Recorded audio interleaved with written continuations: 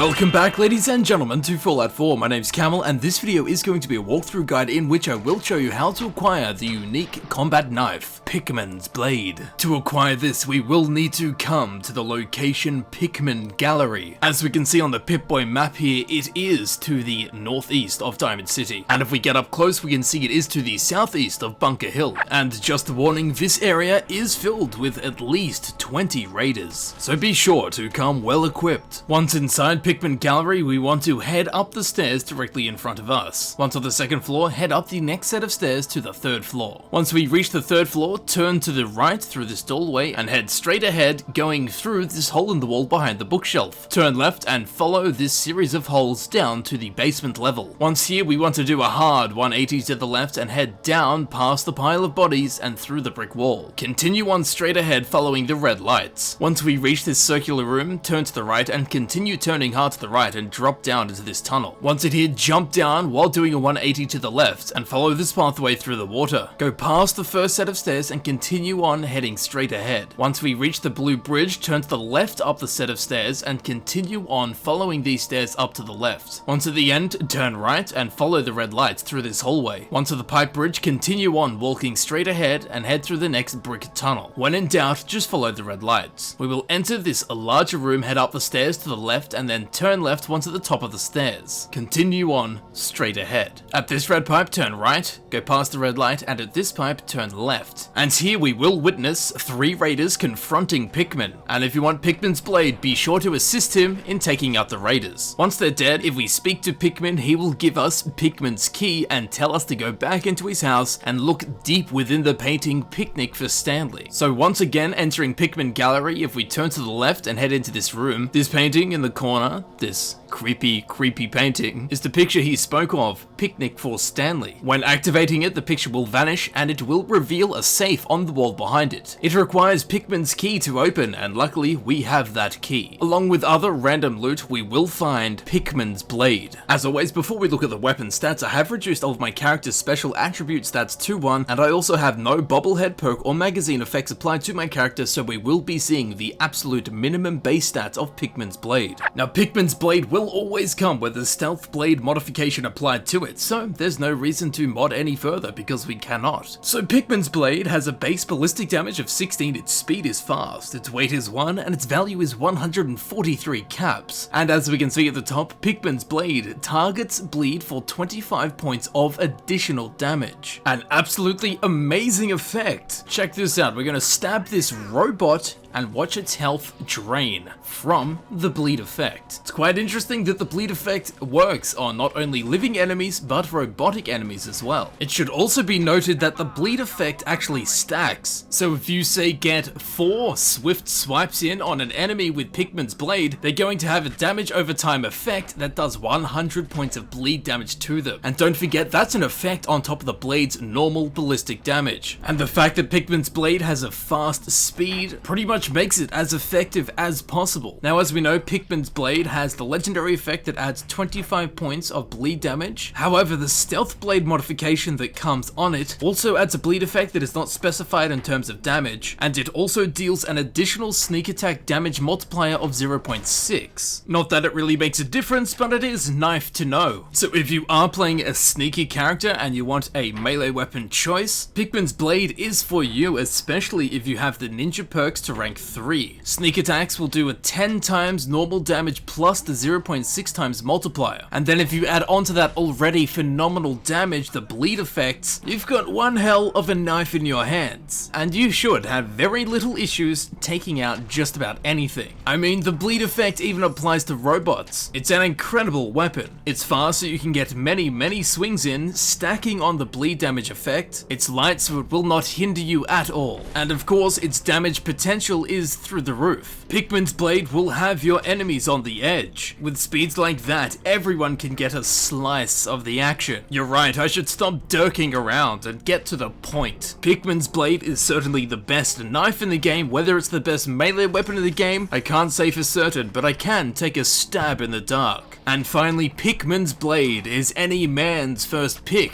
when it comes to blades. And here it is in action.